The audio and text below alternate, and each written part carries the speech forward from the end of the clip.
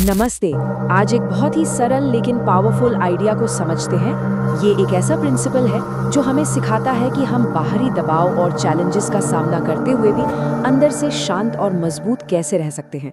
तो चलिए आज की इस बातचीत को एक सवाल से शुरू करते हैं। सोडा और पानी, ये जो रोज की चीजें हैं, ये हमें मेंटल प्रेशर से निपटने के बारे में क्या सिखा सकती हैं? इसका जवाब आपको शायद हैरान कर दे। यहाँ पे ना दो अलग अलग तरह की मानसिकताएं हैं।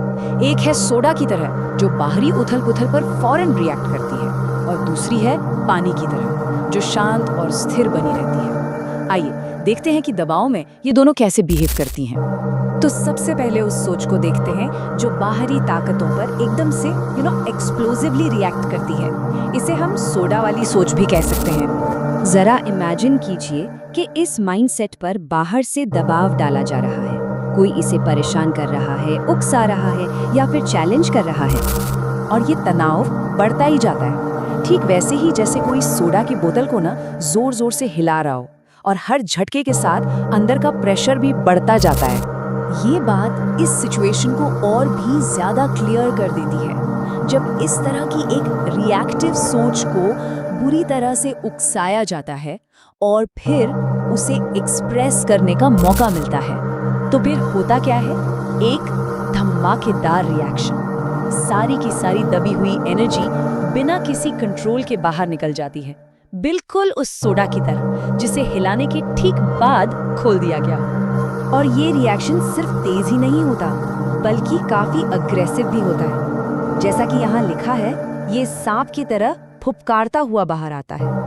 मतलब इससे पता चलता है कि ये रिएक्शन कितना नेगेटिव और डिस्ट्रक्टिव हो सकता है। तो क्या हर बार ऐसे ही एक्सप्लोसिव होना जरूरी है, या फिर इसका कोई दूसरा रास्ता भी है? चलिए अब उस सोच की बात करते हैं जो शांत रहती है, जिसे हम पानी वाली सोच कह सकते हैं। यहाँ ध्यान देने वाली बात यह है कि बाहरी हालात बिल्कुल वही हैं। प्रेशर, तनाव और उकसावा सब कुछ वैसा का वैसा ही है। और ये दबाव सिर्फ फिजिकल नहीं है, ये शब्दों के रूप में भी हो सकते हैं, जैसे किसी का अपमान, आलोचना या फिर असफलता का सामना करना। ये शब्द सुनने में बहुत कठोर हैं, है ना? लेकिन ये उन नेगेटिव बातों को दिखाते हैं जिनका सामना हम सबको कभी ना कभी करना ही पड़ता है। अब सवाल ये है कि ये जो पानी वाली सोच है वो इन पर रिएक्ट कैसे करती है। और यहाँ नतीजा बिल्कुल उल्टा है।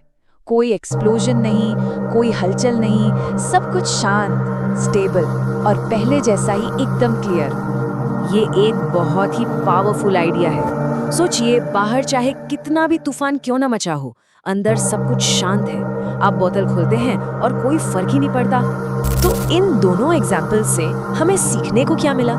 चलिए इस कोर लेसन को थोड़ा और करीब से समझते हैं।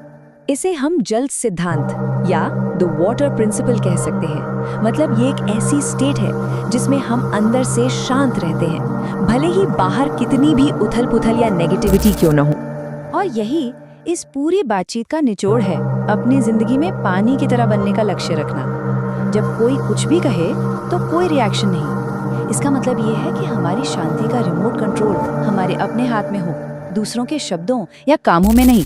तो इस पूरे आइडिया को एक सिंपल से लेकिन बहुत पावरफुल फॉर्मूला में कैसे ढाला जा सकता है, चलिए देखते हैं। ये फॉर्मूला है घटना प्लस प्रतिक्रिया इज इक्वल्स टू परिणाम।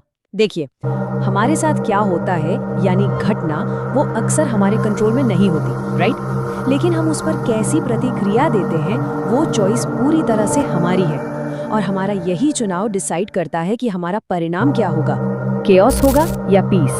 तो आखिर में ये पूरी बातचीत हमें इस एक सवाल के साथ छोड़ जाती है, जब जिंदगी की चुनौतियां और मुश्किलें हमारी बोतल को हिलाएंगी तो अंदर से क्या निकलेगा?